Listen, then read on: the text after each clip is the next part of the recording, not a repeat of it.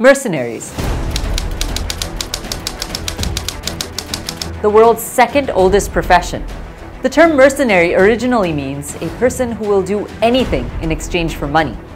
For most of human history, wars were fought by men and women who were paid a good coin to put their life on the line. In the past, being a mercenary was a perfectly acceptable and respectable line of work. In fact, it was only in the last few hundred years that the standing national armies became the norm around the world. But today, the word is viewed with a side eye, considered unethical and dangerous. What is the history of mercenaries? How did private armies suddenly become illegitimate entities? And how much of a threat are these private armies? Namaste, hello, and welcome to the Core Questions by the Times of India. I'm Priyanka Deo.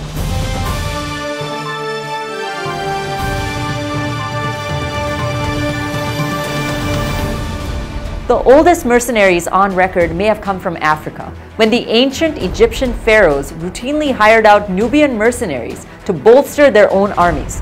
This practice was hardly unique to the Egyptians. Empires around the world used mercenaries to fight their battles. The Greeks, for instance, not only employed mercenaries frequently, but in fact hired themselves out as mercenaries to other Greek city-states and foreign powers.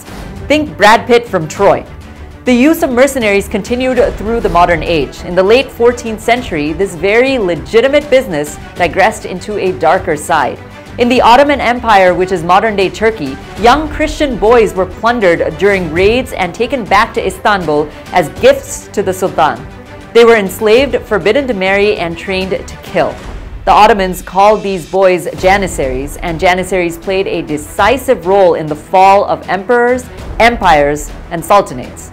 The Roman Empire began to shift away from raising military units from its own citizens. In simple terms, Romans stopped recruiting citizens in the army. According to historians, most kingdoms couldn't afford keeping a fighting force trained, equipped, as well as adequately supplied around the world. It was also a political decision to not let their men be taken away from vital jobs like agriculture and trade. So multiple European kingdoms had legions or independent regions tied by a treaty, from where they would contract barbarians in exchange for food and security for their women and children. During the later Middle Ages, free companies were formed, and these free companies, or free lances, are the modern-day private military companies.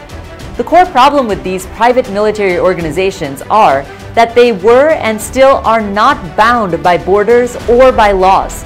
The pages of the entire human history has bloodstains from the acts of private armies, from the Swiss guards employed by the Pope in 1506 to the 2007 Nisaur Square massacre in Iraq. Private military companies have always existed. In fact, it is a thriving and expansive official industry today. According to P.W. Singer, the author of Corporate Warriors, private armies operate in over 50 countries across every single continent except for Antarctica. They're hired as private armies or political soldiers who are loyal not to a state but to a regime and to a leader. They fight as proxies in shadow wars or serve as private militia, and they're used to commit violations. This is a multi-billion-dollar industry used in every domain of war and conflict today. They're now used by both governments as well as non-state actors, and the number and size of these companies expanded dramatically during the Cold War. The top global private military company, or PMCs, during the Cold War era were Venel and Military Professional Resources Incorporated in the United States of America, G4s and Kini-Mini Services in the United Kingdom, Lord & Levden in Israel, and Executive Outcomes in South Africa. According to a 1994 report by the Center for Public Integrity, the U.S. had entered into over 3,600 contracts worth over $300 billion with 12 at least U.S.-based PMCs.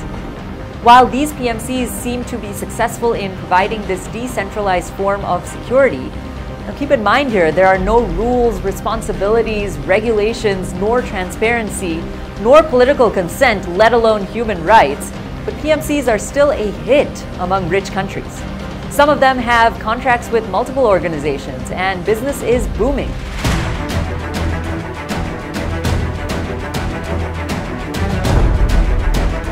China uses them to protect the Belt and Road Initiative. America used them in Iraq and Afghanistan. France uses them in Africa. And Russia, before Ukraine, used them in Syria and Africa.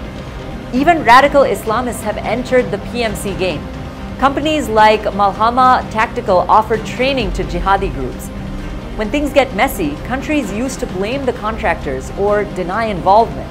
They've always been a threat to international order and international peace, but any business that runs on money thrives on this planet. This industry too boomed, but the recent mutiny by Wagner Group in Russia against its very own president Vladimir Putin throws light on the consequences of unregulated organizations, or I may say unchecked power. Private organizations do have the power to become a threat militarily and politically. This should act as a wake-up call for world leaders. What we saw in Russia is not new. They can be fickle and very hard to control. World leaders up to this point have seen these mercenaries as cheap movie villains. The UN tried to ban the use of mercenaries in 1989, but only 37 countries ratified. Up until now, only guidelines have been provided. The 2008 Montreux document was proposed by the Red Cross, the Swiss government, and civil societies, which detailed international obligations and recommendations related to operational practices. Again in 2012, guidelines for maritime operations were provided. But in a historical context, this is the element of private warfare, which is deeply problematic. They're here to stay as long as the rich and powerful want them to stay, or perhaps, if there's no laws, as long as the rich and powerful don't get a taste of their own medicine. Thanks for watching the Core Questions by the Times of India. Please like, share, and subscribe. Until next time, this is Priyanka Deo signing off. Namaste.